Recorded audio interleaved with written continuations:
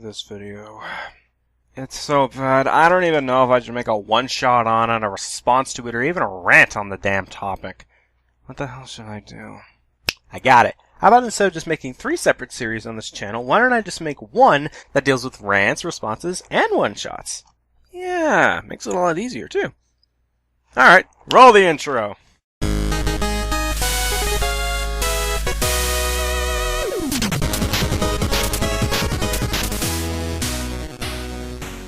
So recently, TamashiiHiroka made a video with fellow PokeTuber Brandon to the past about the top 10 worst X and Y Pokemon.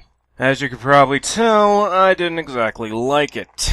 But instead of making a full commentary on it, I figured I would deal with one point of the video and then make a response to that, since that one point really bothered me with not only this video, but with a lot of videos done in this community. Now, before I get to that point, let me set up some context first. Throughout this list, Tamashii and Brandon judged these Pokemon based on how they were in competitive play, their abilities, movesets, typing, etc. Basically, they judged it solely on how useful they were in the competitive scene. Now, while I could argue that the list should have been titled the top 10 worst competitive X and Y Pokemon since not everyone plays competitively, they argued that these Pokemon were bad using facts, and I could kind of let it go if it was just that. But then we get to Tamashii's number 1, Diggersby.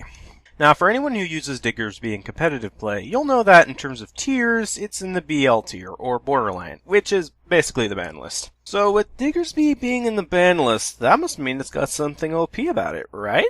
Well, yes. It has immunity to ghost and electric moves, it has huge power, which doubles its attack stat, and its move pool can certainly make it a threat to some teams, especially those with walls. Now, based on that, some of you might be thinking, well, wait a second, they judge these Pokemon essentially based on competitive play, so why is this Pokemon on the worst list? And that is true. How could they judge this Pokemon when in terms of competitive play, it's actually pretty good? Simple. Tamashii throws facts out the window and judges it based on something petty. Now, 2 things Tamashii is almost well known for in this community is her Pikachu Hoodie and her infamous Lopunny entry. So, why does she hate this Pokemon? Because according to her, I'd argue that a closer gender counterpoint to Lopunny would actually be Diggersby. For one thing, they actually seem to be designed intentionally that way, considering they're both humanoid rabbit-based designs, with feminine and masculine characteristics respectively. But for another, the implication here is that masculine things are not attractive by nature. Here's the feminine thing. It is pretty. It even wolf whistles at you in case you don't get the message that this is the object of desire in question. Here is a masculine thing. It belches at you. It's lumpy. It's conventionally unattractive and undesirable. This reinforces gender roles of both men and women in terms of who is the sexual object, and I feel like that's actually a lot more harmful to men than if Diggersby was just a sexualized male humanoid rabbit thing. Yep, that's it. No mention of the facts. She doesn't even show proof that this was intentionally designed to, quote-unquote, reinforce gender roles for the male.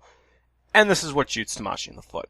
Ignoring the possibility that she's making a mountain out of an anthill, there's also this. There's a reason why when arguing something, you don't argue with your emotions/assumptions, but rather with facts. I mean, I'm not saying you can't have a personal experience with it and use it in a debate, but don't use it as your sole reason to argue against something, especially with a video like this, because it makes your argument weaker when compared to someone who argues back using facts.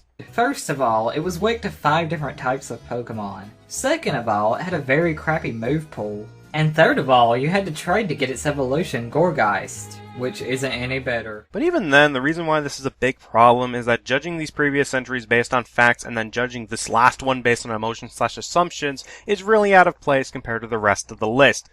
Now, I'm not telling you how to do your lists, but rather this is just an observation I thought was worth pointing out, since it'd be like writing a biography of Pokemon composed of nothing but facts, but then at the end of each paragraph you list your personal feelings on each fact. Anyways, that's all I gotta say. Oh, and before anyone cries, misogynist, because I did a response to a female, you're technically being a misandrist because you're responding to a male. Drink that in. Take care, everyone.